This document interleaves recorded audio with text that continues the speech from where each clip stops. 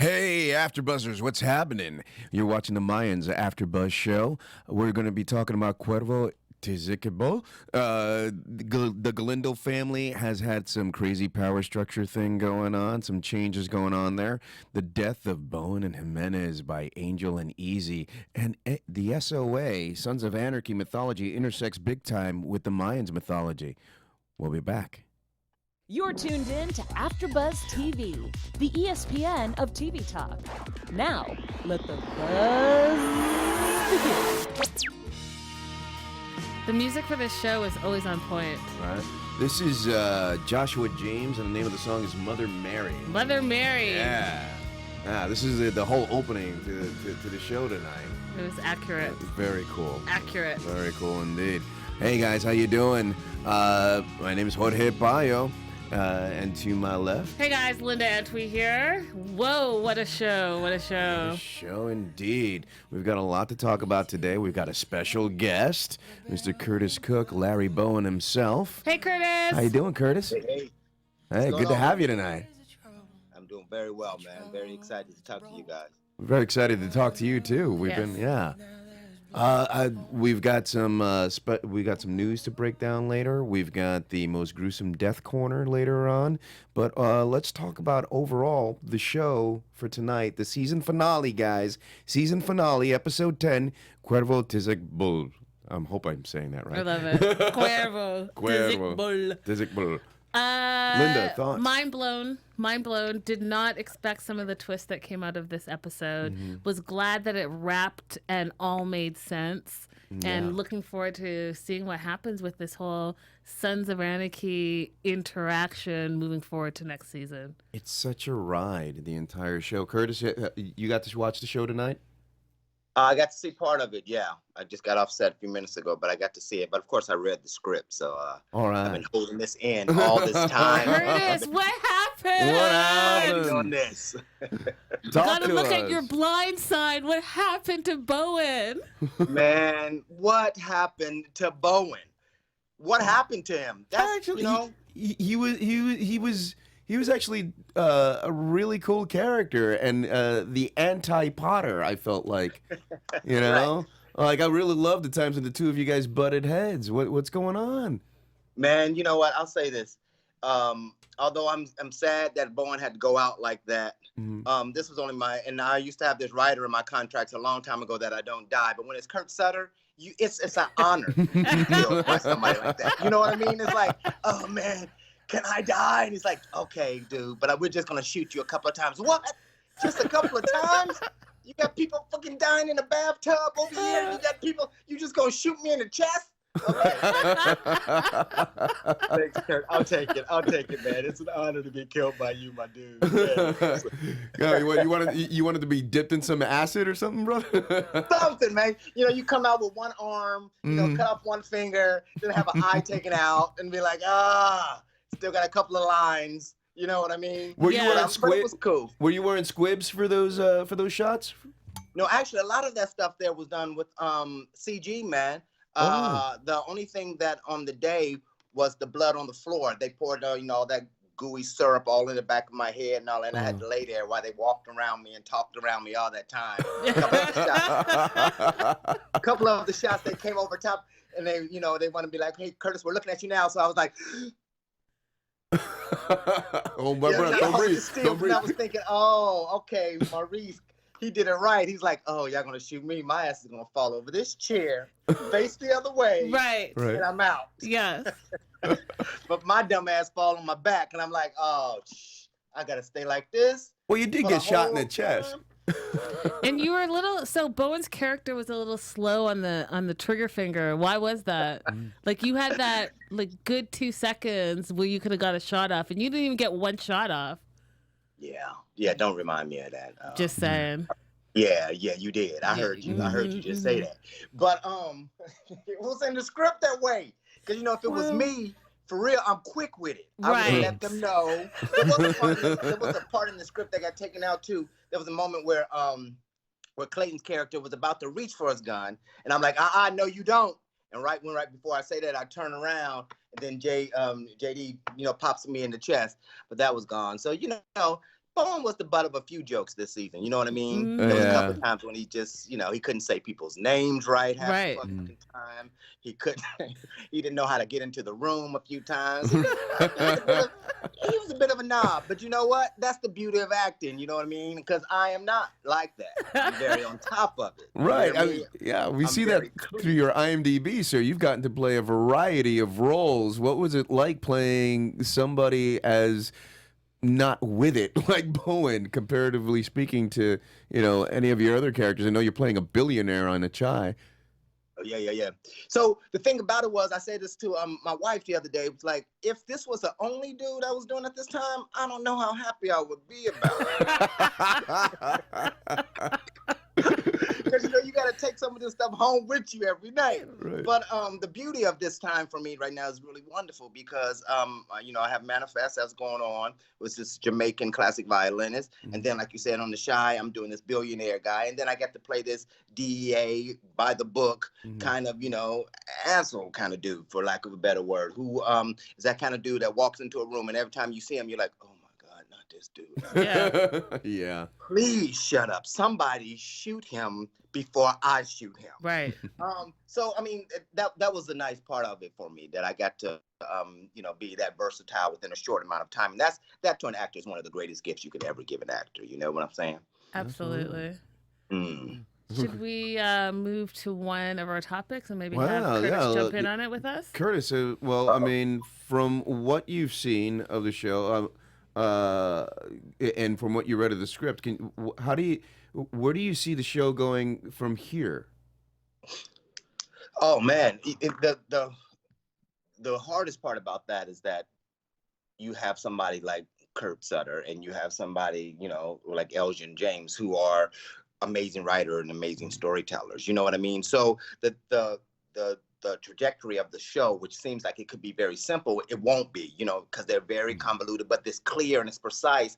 So the that whole love triangle between Easy. I'm seeing people's real Easy, names in my Miguel, head. and M. Yeah, let's Yeah. talk about that, because there's a big thing in the Galindo family power structure that we saw at the beginning of the episode, right? Uh-huh. The whole thing with Miguel and his mom and him just leaving the files out there about with his dead brother Cristobal. Uh-huh. You mentioned it first, Linda, that you saw that power structure happening once M went over to Miguel. What did you see? So I was saying that after Miguel talked to his mom, you could see that the power has shifted. So really it was his mom and Devante really calling the shots and guiding, quote unquote, Miguel in the Galindo family. And then as soon as they found out the truth about Cristobal, you could see that Emily definitely, like we said last week, has stepped up into the role of, Galindo drug cartel wife, and she's going to be an active participant. And you saw that shift between her and Miguel, like it's going to be those two that are like running with this new program. And the mom's like left in the back smoking a cigarette. Right? Do you agree, and how good Curtis? is Sarah, Or... though? Come on, Sarah is killing it on this show. Yes, She is. Her arc, how she came in initially, you're like, I'm not really sure about what she's gonna be in. And she, like you said, she's just taking up the reins. She's like, no, I'm a part of this. I'm doing this. And you're like, oh shit, yeah, she's nobody to mess with. Oh yeah, she stepped it all the way up. Oh, absolutely. I've loved her. I loved how she's committed, how committed she is to Miguel too. I'm actually Team Miguel and M as opposed to Team Easy and M. Honestly, I feel like Easy needs to get over it. That one scene when he drives up in the van and he sees her there and she's smiling with the baby and he's just staring at her. I'm like, bruh. Right. Just let it go, bruh. And I gotta tell you, when they did the flashback, I was like, is he even doing anything? Do you know what I mean? Like, what are you remembering right now? Because this is not a good look for you, my friend. Just saying, from a girl's perspective, you are not doing anything at all. Yeah, she flipped him over. Right. And like, is that your memory, dude? For real? No. That's a terrible. That's a memory of a man that just wants to be cherished. Hey, now that we have you here too, Curtis, at the beginning of each episode, we see Kurt have some type of animal. And this episode, we had the dead dog and the crows. Yeah. What is your take on every episode having an animal represent almost the episode? Well, it's for me when I first read those things, it's kind of like an African proverb as well, because like a lot of animals are very centric in connection to people and their spirits and how they carry on. And I thought it was beautiful. Now don't quote me, so I don't know if it's in the Mexican culture to do that as well.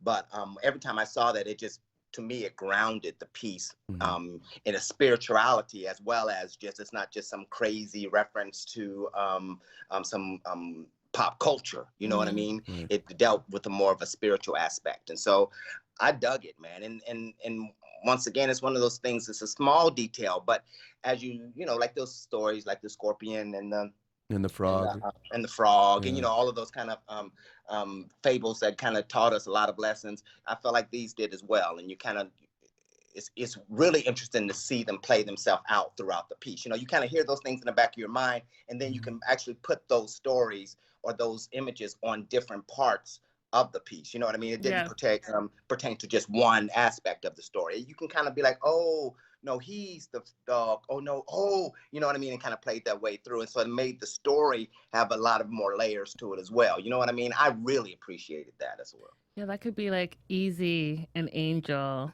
and then KJ. Yeah, there was a comment. I got a DM on Instagram from an AfterBuzzer who watches the show, who had a theory that the animals were actually inhabited by the spirit of their mother.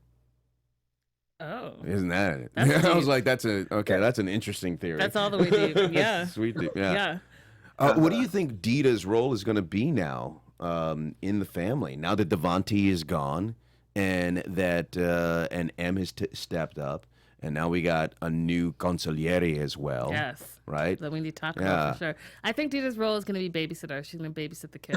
You think they're going to leave her alone with that kid now? The way they treated her in this episode, yes. Mm-hmm. She's just going to be home, do some dishes, make some food, and watch the kid. What? You're so wrong for that. And then she can bring me some coffee in the morning because you need coffee in the morning. Curtis, you saw how Emily talked to her. She's like, you made your choice. You went outside the family. Right. This is what happens to you. So, yes, they're sitting baby in the corner. Mm-hmm. She's all the way on a timeout. Yeah, she's totally on the timeout right now. But, once you scorn somebody like that, you have to also got to watch your back always. You know what I mean? Yeah. Because you can put them in the corner for only so long while they're over there making a fucking campfire. You're like, who left that fire? Not me. I'm watching the baby. Right. Do you think M would ever like take out Dita? Or vice versa? Or vice versa. Because Dita has all this time now, right? And she was the powerful woman in the house, and now it's shifted to Emily. Mm-hmm. So if she has all this time out, I wouldn't be surprised if she, tried to attack her in some way. Right. Maybe slowly, with some poison or some shit. Right. You know what I mean? Just take her out slowly and just be smiling in the corner. You good? Right. And all that cooking she's going to be doing, right? A little bit of extra spice. All right. Here's a little extra something in your pozole. So let's talk about Marcus. Marcus leaving. Marcus. That was all peppered with with the scene with Miguel and Nestor also, right? Yeah. Miguel coming to Nestor, telling him there's going to be some changes, and he was talking about this mysterious consigliere. Yeah. Right. And in walks Marcus. I like it. I like it. I thought that was something was happening as soon as he took off his MC cut. So I was like, "Ooh, this is something," but I didn't know exactly what it was going to be. Yeah. And I gotta tell you, I felt bad for Nestor. I really did, because he was like a family friend. He grew up with Miguel, and all of a sudden he's again someone else being sat down in the corner, like, "Hey, you can be my head of security, and you're still good with the family, but outside, you're just a general." Yeah.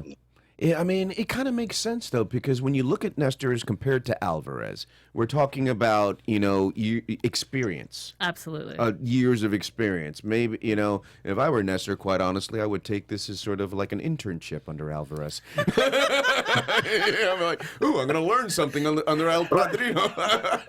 I want to take it too hard. For real. Because for real, brother, you went at a nun with a bat and dumped her in a church. Right. No finesse. No finesse whatsoever.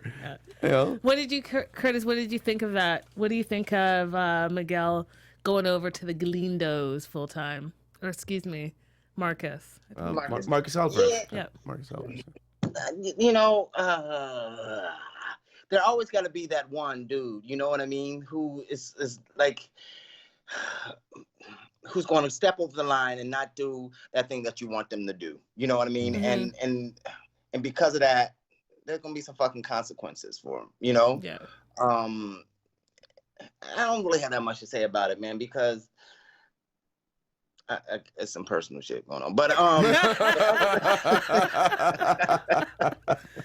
what do you think? Yeah, I mean, it's gonna play itself. I think it's gonna be cool. I think it's gonna work out for the best. Not like you said before. I think, you know what? Just look at it as you didn't get got, but now you can learn some shit. You know what I mean? So sit back, take the spot, and watch, and maybe you can get be in a better position later on. Yeah.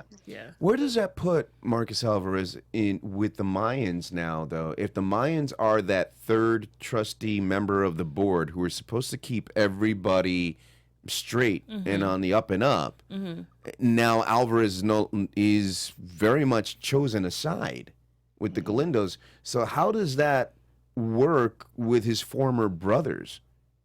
But don't you think that he's the inside person now? Because those are still his brothers. Right? So if anything, if Galindo's trying to screw the MC over, he's going to be the first person to know. So I think the question really is about Adelita, because she's the other component, the moving part, right? Who feels safe now in the house. Safe, yeah. So at the end of the day, I think the wild card is Miguel. Because we know that he's playing, chess. Yeah. And on so a higher level. On a higher level. Yeah. So. How did you feel about Adelita in Los Olvidados? Did you feel like they were safe? No. Yeah. I feel like this is just a way of means. Yes. This is like a short respite, and something is going to happen. Yeah. We don't know. She's playing everybody, I think. I think she's playing everybody. You think she's playing everybody?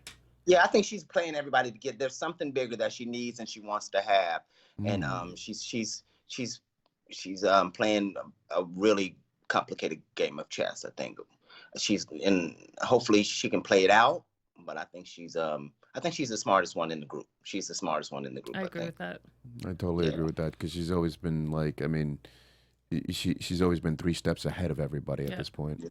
And then speaking of Adelita, her and Angel and their relationship. Oh yeah. And we finally realized that there's more there. And wasn't it so for me, hearing him say, yes, I want to spend the night, but I don't want to spend the night when I hate myself this much. That's his way of saying he has feelings for her. And that was her way of saying, I have feelings for you as well. Because what we do see at the end is some random biker chick making out with him. So he was okay with doing that because she was a rando. She's a rando. Exactly. Yeah. But Adelita is special. Yes. So I want our first time to be special. So when I feel better about myself, I'll come back. I thought that was actually very sweet also. I did too. I thought that was a gentleman move to make, man. Because you don't want to be with that somebody special when you feel like dirt, when you just buried 2 bodies, one of them being your cousin. One of them being your cousin in the desert.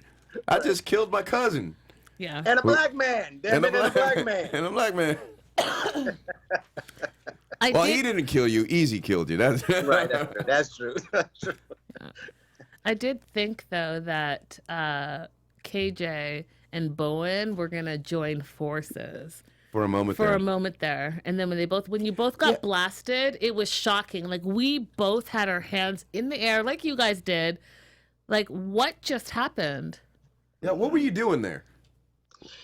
I was coming over there to talk to him about the breaking down of something else. Something more is going on between Potter and the club, and you need to watch yourself. You need to be really careful. Remember, like the last week, I told him before he left out, hey, be careful, watch yourself. Yeah. And then I started to realize, okay, wait a minute, all this stuff isn't going on. I was going there to assist him in, you know what, we need to get you out of here. You need to be safe. We need to get you all of that. All that conversation was going on before they came and took me out. I think Bowen was really going for Potter. He realized that this dude was not right at all, and he needed to be taken down, and he needed an ally. And knowing that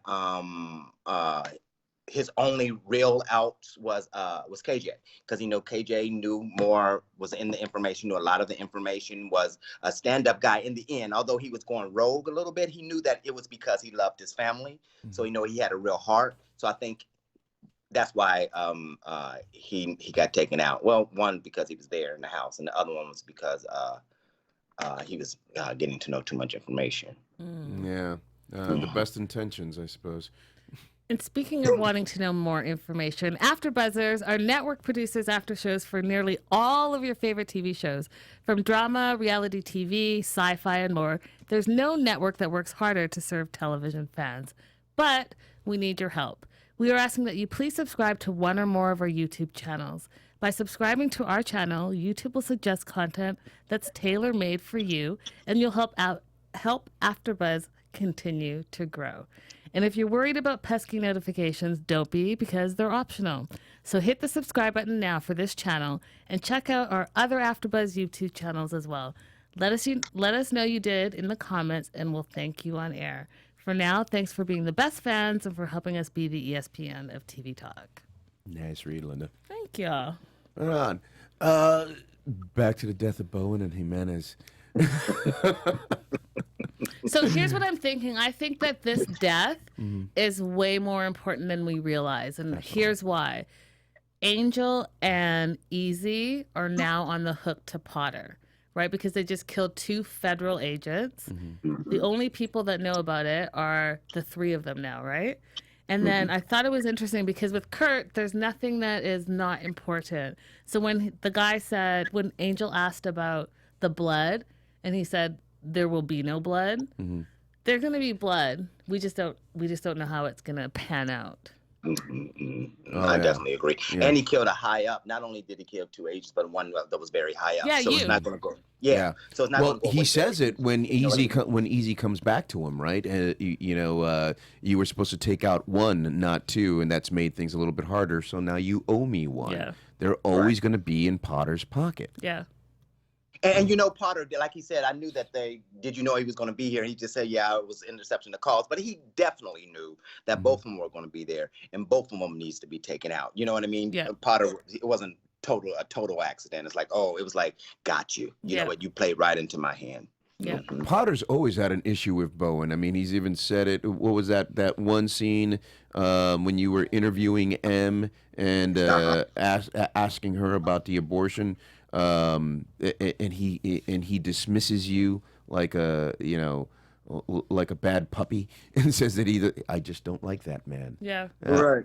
But I feel like that was set up. That was a setup too, because Bowen went in there, and it was supposed to be a room set up in a way where this woman could be semi-comfortable with a table, some procedural, it's something she was used to, and none of that stuff was there. And Potter did that. So now it's making it look as if Bowen had done all of this. So Bowen is still trying to be by the book and just ask these questions, and these are the questions that they were given to ask her. I feel like all of that was set up to make Bowen look as if he is, a boob to Sarah, so that he can ingratiate her in a different way, when he comes in and try to be all slick and whatever. And it's like, what, dude? Okay, you know what? Yeah, I'm gonna have to get rid of you, dude. But yeah, but he got rid of you first. Yeah, I said that already. Didn't I say that already? Right. Don't be mad. Don't be mad. You got 2 other shows going on. Don't be mad. More than 2 from what I've read. Yeah, you got a bunch of other shows going on. Don't be mad, yo. Yeah. Let's talk a little bit too about like Felipe, Angel, and Easy, because those were all important moments, I thought. So like Felipe, talking to Keven after Easy has come over and said, hey, listen, this is what Potter says that we have to do. We got to kill our cousin. And Felipe really trying to and wanting to help the family and take that burden off of Easy. It was so tense. That Right? was such a tense scene between him and Keven. Mm-hmm. And the fact that he didn't do it just showed how much Felipe has gone from being Ignacio to Felipe. Yeah. Right? He has changed. He even says it himself. He's no longer that man. I don't know. I saw that in a way, kind of a hopeful scene, in the sense that people can change.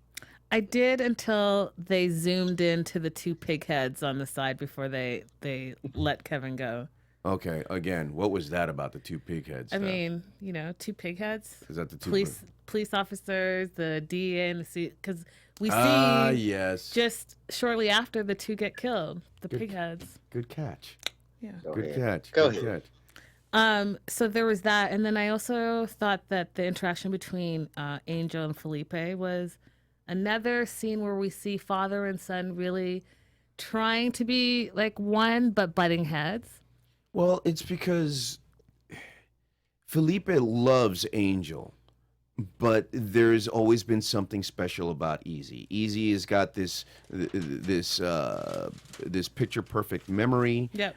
He was going to school before the whole thing with killing the cop happened and him going to jail. We don't know what Easy's other path was going to be. Right. Angel, it seemed to be like he inherited his father's badness. In a way, Yeah. like the family business was passed down. Yeah. And that tends to happen sometimes with the older son. Right. It hurts, man, to see that kind of dynamic go down between the two of them, because you could actually see it in Edward James Olmos is such an amazing actor. But you could my gosh, man, that guy's a monster. But you see it in his demeanor and his facial expression, because 90% of all communication is nonverbal, right? And Edward James Olmos is a master of that nonverbal communication. And you see him and the way that he actually loves both of his sons. Yeah. And yet, he loves them differently. He loves them both the same, but he loves them differently. Yep. Yeah. And it's beautiful how that translates between Angel's and Easy's relationship as well. You can honestly see how much these two dudes, no matter how different they are, how much they really love each other as well. They really care for each other. So that dynamic between them gets passed on from their father's dynamic between, the two of them. Just that internal love and that connection, no matter what's really going on or what the beef really is, you can still see that, oh my God, I'm here for you, dude. I love you so much. You know what I mean? That's amazing as well, how they performed that. Yeah, you would have killed Angel had Easy not come along. Why are you saying that, man? Why you always every time? I would put him in jail. Yeah. I was a good guy. Okay, you would have put him in jail. Yeah, we don't know about that. You were just so slow on the trigger. Stop! Freeze! Freeze. Don't do Put that. your hands down. That's Oh, funny but this to me. so this whole thing now with the death of the two agents, with Bowen and Jimenez, has then led Angel to make Easy leave the club. He demands that he goes to Bishop and leaves the club. But now Easy has recommitted himself to the club. What do you think of that? Without telling Angel that he was going to do that. I thought that's exactly what he had to do. He wasn't going to be on the run. He's already committed. He's already, like you said, earned his stripes. He spent 10 years in prison. He doesn't know who he is without the club. So he's not going to leave not only the club, but his dad and the only family that he knows to go where? To go where?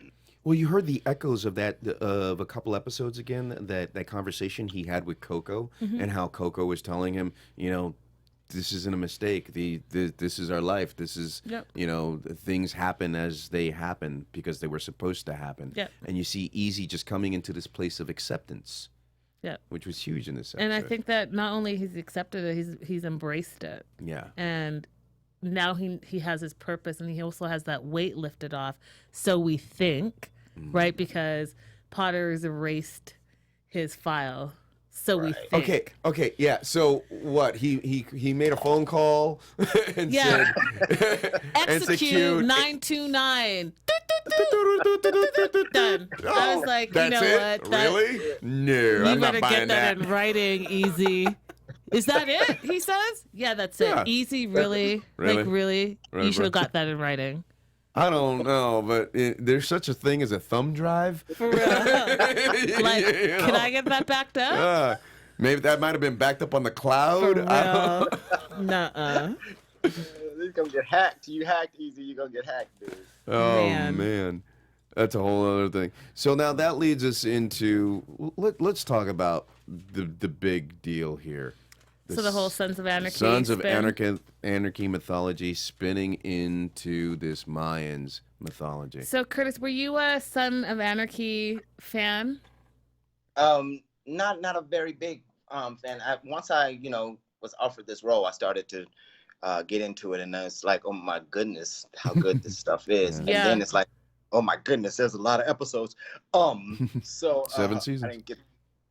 What'd you say? 7 seasons worth, yeah. Right. Yes. So I'm not. I don't know a lot about Son of SOA, but the ones that I did see, I really did enjoy them. Yeah. Okay. Well, the whole. I loved the first little taste that we've got when they were sitting at the table and talking about making that vote as to whether or not they were going to get the guns from the Redwoods. Yeah. And Alvarez mentions his promise to Jax Teller. Yeah. I'm still unclear to what that promise was. I mean, our fans are going to know. Fans, tell us what you remember from Sons of Anarchy and what the promise was to the Galindo family. Yeah, but that was just like a nice callback to a very to an important character, you know. Yeah.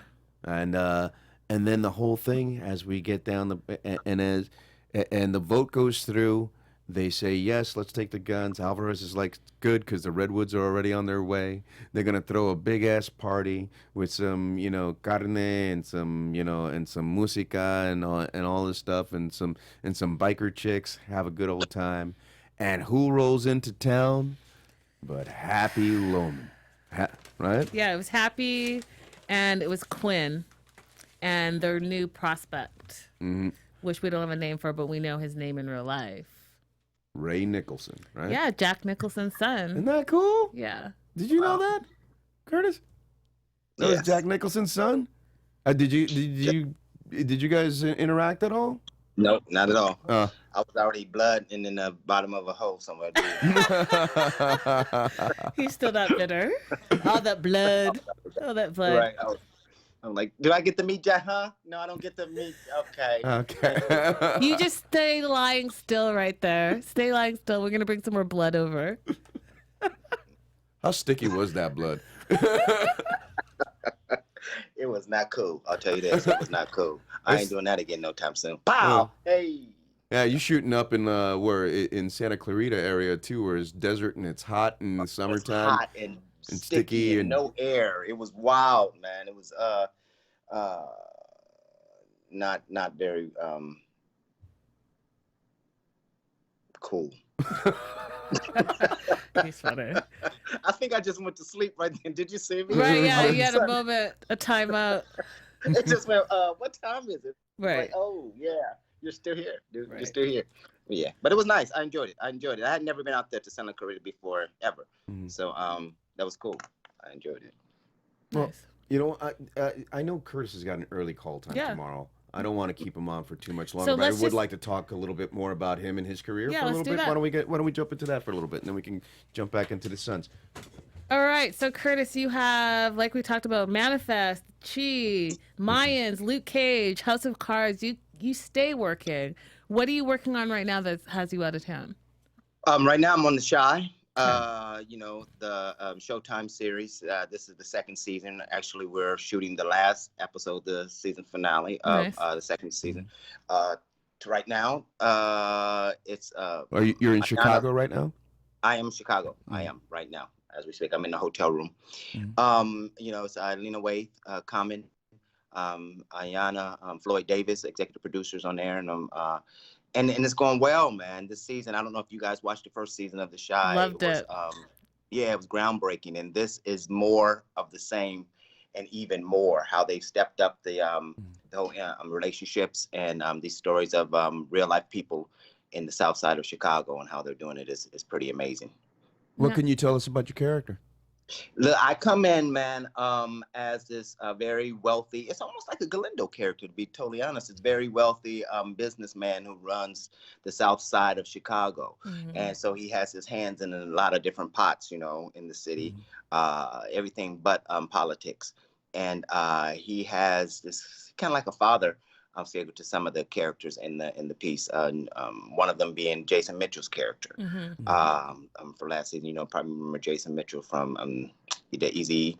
He played Easy and Straight Outta Compton. Yeah. Oh yeah. Yeah, and so my guy comes through and he really shakes some things up on the South Side of Chicago.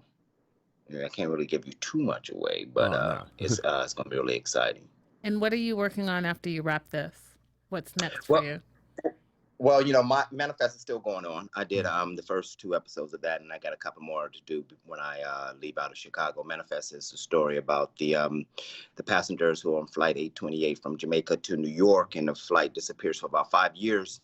And we land, but to us, it's just been that flight from Jamaica to New York. And my character is Rad. He's a Jamaican violinist who, when he left, his son was only 13 years old. But when he gets back, his son is 18 and he's in prison or in jail. And so he has to figure out why that happened. And then in the course, you know, these passengers get these feelings and these intuitions about things that are happening or going to happen that urges them to do either good things or bad things. And when we left Rad, he had just been reunited with his son. And when we come back to see Rad, things have changed a lot. So something special about that, about Rad and his son that I read was that the gentleman that played your son was your son. Is that right?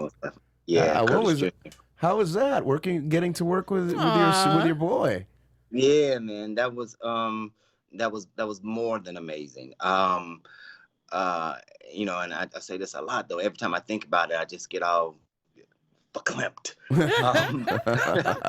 Because man, it's wild because that was one thing that I would never really ask for. You know, it's especially on like a network television or something that big, because it would seem like I would be asking for too much or being greedy for asking for something like that. Because this dude is the one who I'm a dad to 5 children. He's the one who made me a father. He was my firstborn. And when he told me, I remember when he told me he wanted to be an actor, I didn't really believe him. I'm like, are you sure, dude? Because he remembered when we were struggling a little bit more than we are. You know what I mean? Yeah. And so I was like, you know, it's not an easy life. And for a time there, I was a single dad with I had 3 children, Curtis, Isis, and Kimani. When me and their mom split, and she went on her way, and it was just us. And so we were having it pretty rough for a while, you know, but all I ever did, man, all I've ever done is act. And I guess maybe he saw his dad going through whatever we were going through, and I still had a passion for it and a love for it. And maybe that helped him attach this importance to it. And I don't know if you guys have seen that episode yet, but that's episode 2. He did a hell of a job, man. He did a really, really, really amazing job. And the scenes were very heartfelt and emotional, you know, and it had all of that father and son energy that I didn't really have to manufacture too much, because it was there in front of me. I'm like looking at my boy dead in the eyes, you know what I mean? And like it was really amazing, really, really amazing. That's wonderful. You have been playing a diverse amount of characters. What has been your favorite character to play so far, and why?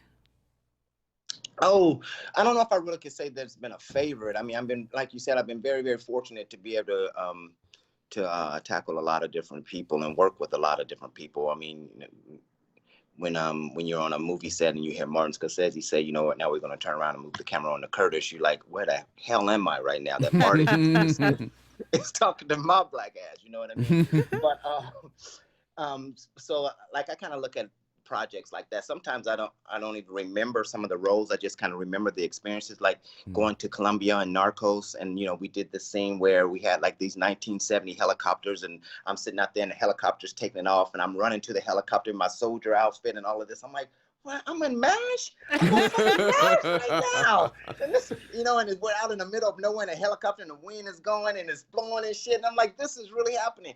And then, and flying to Africa, I did the interpreter with, there was Sidney Pollock's last feature before he passed, God bless his soul, with Nicole Kidman. So we're out in Africa and shooting films. And I'm like, what?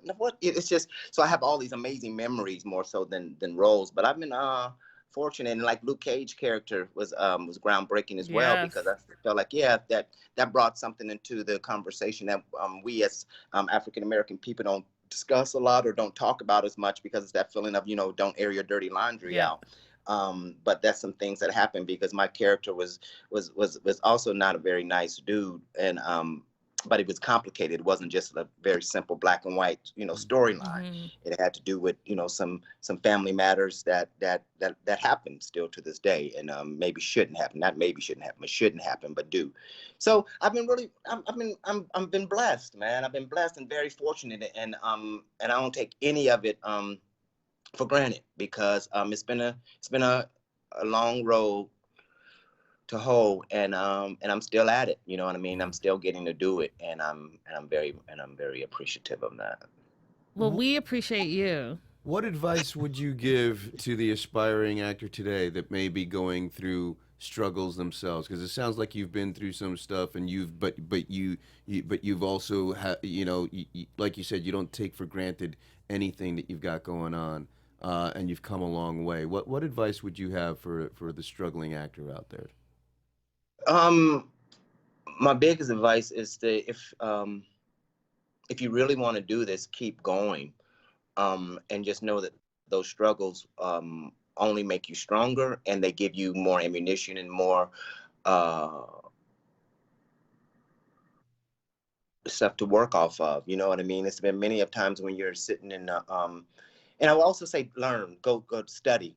You know what I mean? Because acting is, a lot of people just feel like, you know what, hey, I'm gonna go be an actor. I can do that. I can be sad. I can be happy. But there is a technique to acting. And there's those times like, like tonight, when you're getting an opportunity to speak with wonderful people like yourselves after coming off a set, and you have to get up in the morning, your technique kicks in, because, you've already learned your lines, and you know where you need to go to, and your physical body is tired. But, the mind and the energy, that muscle knows how to recreate and deliver that information. So I would say study, learn, travel as much as you possibly can. I'm not saying you need to go to very expensive places. I mean, just take walks, take long hikes, because all of that ignites your senses, your imagination, and that's what we live off of.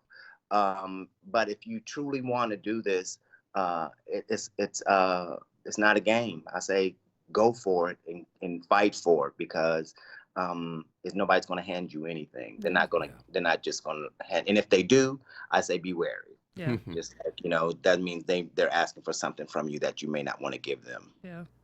Curtis, thank you so much for joining us. Have a good call time, a great shoot, and we appreciate you so much for joining us tonight. Thank you guys for having me. I really, really appreciate it. And then our fans, where can they find you again online? You can go to Instagram at Curtis Cook, CurtisCook, or on Twitter, the same, Curtis Cook, CurtisCook. Awesome. Thanks so Curtis, much. We'll be looking for you on the Shy. Take it easy. Bye. Peace. Oh, he was nice. He's a great guy, seems like. Yeah, good interview. Yeah, you remember the Curtis Cook times? Those were good times, those Curtis Cook times. No. Meaning like just 10 minutes ago? Just a second ago. Awesome. All right. We need to get into the nitty gritty of this episode, because Happy being the killer of Easy's mom is huge. That's huge, man. That's huge. And I guess it works. I guess that works out for the timeline. There are some articles out there talking with interviews with Kurt Sutter where he was talking about how Happy was a nomad at the time. So. And he was a killer for hire at that time. So what does that mean? What does that mean? We don't know what that means yet, because I know that Curtis doesn't know what that means yet either, right? Yeah. Kurt Sutter doesn't know what it means either yet, because he has not written season 2. But him and his writers, according to one of the articles that I read, they went back in the mythology and went back in the timeline, and this all makes sense. Mm-hmm. So just like everything with Potter made sense. Yep. That the whole reason that his Rico case got blown up Yep. was because of the Galindo family. So he went on a deep dive and then Yep. became the controller of the Galindo family, Yep. right? So now this whole thing with Happy, man.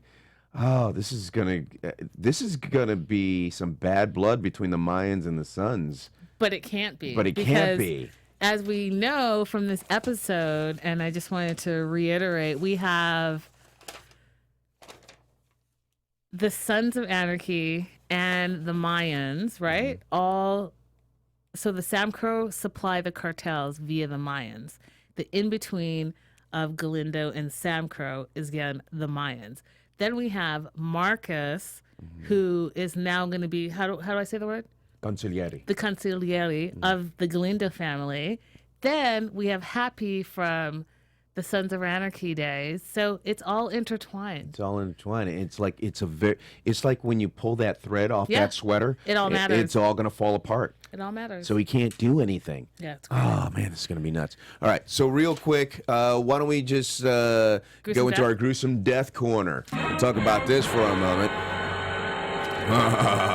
We got a great scene here, little video. It is actually the death of Bowen? Keven Jimenez and Bowen. Yeah. Oh, all right. So we start off here with Angel coming in. Jimenez throws him to the ground, and then pop, 2 shots to the chest on Bowen. And this is where we both oh, that shot to the head on Jimenez, and we thought that it was easy, but no, Angel. Yes. Unbelievable.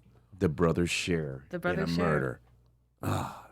They're both on the hook to Potter now. Yeah, I don't know where that's gonna go, man. And then is that Bowen? with That's the 2 Bowen in the shots? corner there with two gunshots to his chest. And that's pre all the blood Mm. that was soaking around his head, clearly. Oh yeah, Curtis does a good job there. He does a good job. He stayed still. He stays still. How about that? Do we have the other shot of Jimenez with his head getting blown off? Yeah, it was a crazy shot. Oh man, that freeze frame on that was a great shot right there. Mm-hmm. The special effects on this show is pretty badass, actually. I gotta say. Kurt Sutter. Kurt Sutter. Thank you, Can't be Kurt mad. Sutter. I got a little bit of news. You got some news yourself, Linda? Or? Let's hear your news. All right. So just some stuff that I pulled out, that I pulled up here. First of all, there is an interview with J.D. Pardo on this podcast from the Kevin and Bean Show. The Kevin and Bean Show is a local morning radio show in Los Angeles, and I just wanted to point you guys in that direction because J.D. Pardo does an actual cool impersonation of Edward James Olmos. Oh, very cool. It's kind of funny. There's also an interview with Kurt Sutter on the IMDb show where he talks about his love for motorcycles since he was 20 and a little bit about the motorcycle club culture and writing comedy and how everybody dies when he writes a few pages of comedy. And a great interview from Cinema Blend with Carla Barata, who plays Adelita. And she talks about, well, here's a quote. I think to fill up Gemma's shoes, that's like impossible. I was obsessed with her when I was watching the show. She's talking about Katie Seagal's character on Sons of Anarchy. So there's just some stuff to go and look up and read for yourselves, Awesome. guys. And since it is the season finale, you guys, you'll have all of that great info to read and occupy your time. We have been so happy to have you guys with these 10 episodes. What we do know is that Kurt is going to go back to writing in January. That's right. And they're going back to production in May. So we will see you when season 2 airs, probably this next fall. Probably next fall. Next right. fall, yes. And hopefully more than 10 episodes, please. It's not going to be more than 10. Oh, come on. It's not. Come on. I'm predicting more than 10. I'm predicting it'll be another 10. I'm predicting more than 10. But until then, guys, you can find me all across social media. Linda is so girly. Hit me up. And I am the El Jorge, that is TheelJorge, across all social media, and the Supergirl panel on Sundays. Awesome. All right, Till thanks, next time. guys. Bye. Bye. Our founder, Keven Undergaro, Phil Svitek, and me, Maria Menounos, would like to thank you for tuning in to AfterBuzz TV, Remember, we're not just the first, we're the biggest in the world, and we're the only destination for all your favorite TV shows. Whatever you crave, we've got it. So go to AfterBuzzTV.com and check out our lineup. Buzz you later. The views expressed herein are those of the hosts only and do not necessarily reflect the views of AfterBuzz TV or its owners or principals.